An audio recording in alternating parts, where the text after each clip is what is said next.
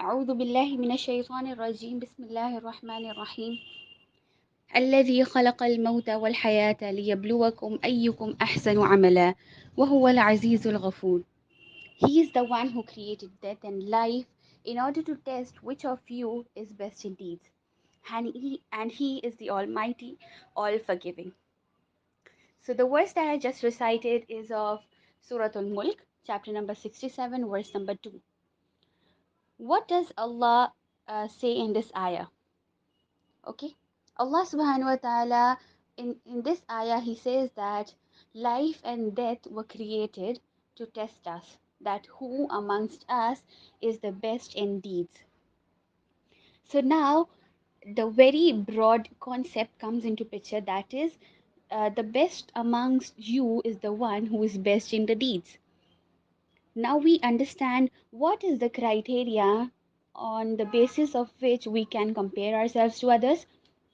We have an habit of comparing our worldly success to someone's success, okay, and our failure to someone's failure.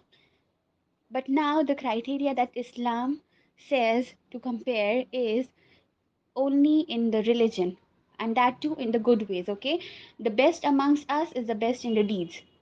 So if you want to be better than someone, you need to be better than them in religion.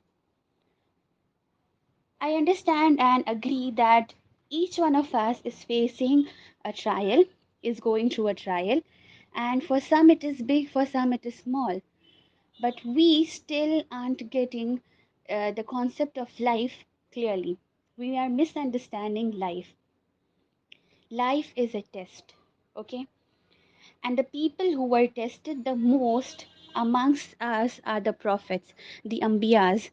And then came the people who were close to their living style. So if you are amongst the people who are being tested, okay, so you should understand that Allah subhanahu wa ta'ala loves you. It is a sign of his love. We get to know this from the hadith reported in Tirmidhi that Allah subhanahu wa ta'ala tests those whom he loves.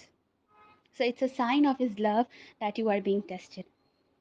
The second thing that we are being tested is, and we are going to a trial, is to strengthen our iman.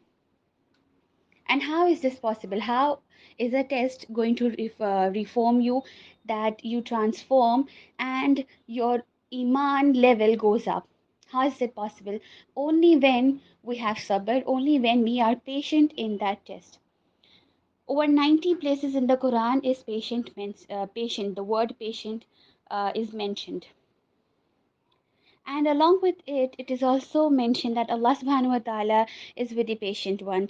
And Allah subhanahu wa ta'ala gives glad tidings to the patient ones.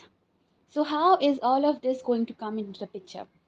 When we understand that life is a test, when we understand that comparing yourselves to others won't help, because the success of this life is not the final one, nor is the failure of this life as fatal as that in the hereafter. So, to conclude, I'll conclude with the words of Surah Al Baqarah, chapter number 2, verse number 286. We are very familiar with this verse, but the words of this verse are very heavy. لا يكلف الله نفسا إلا وسعها. What does this mean? Allah subhanahu wa ta'ala does not burden a soul beyond its capacity.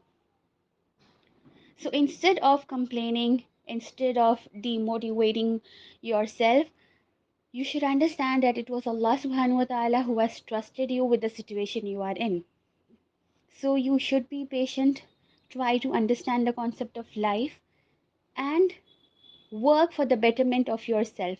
Work for the success that is eternal and that is the hereafter, that is attaining Jannah, inshallah. May Allah subhanahu wa ta'ala make us among those who are steadfast on His religion, and may Allah subhanahu wa ta'ala make us among the patient ones. Jazakumullahu khairan kaseera.